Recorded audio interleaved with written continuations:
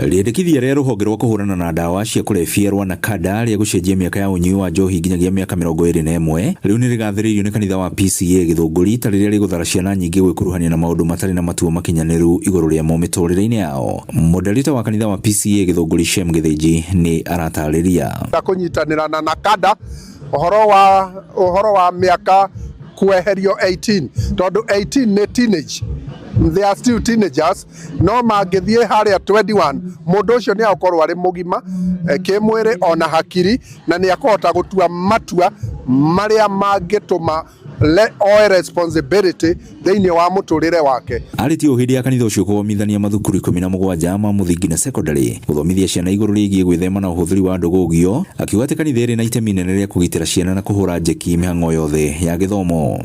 It's an annual event, no ũhoro wayo event ĩno no gũtũma ciana ciigue atĩ kanitha nĩ ramanyitĩrĩra na tũgacoka tũkauga no to drugs thĩinĩ wa area ĩno ya Gĩthũngũri nĩgetha twambĩrĩrie harĩa primary tũke secondary ciana ciothe igĩe na awareness. So mũtungatĩri Edward Mũriũngi akiuga atĩ kũhũrana na thĩna wa ũnyui wa ndawa nĩ ũndũ ũgũbatara ũnyitanĩri wa anyiti itemi ngũrani.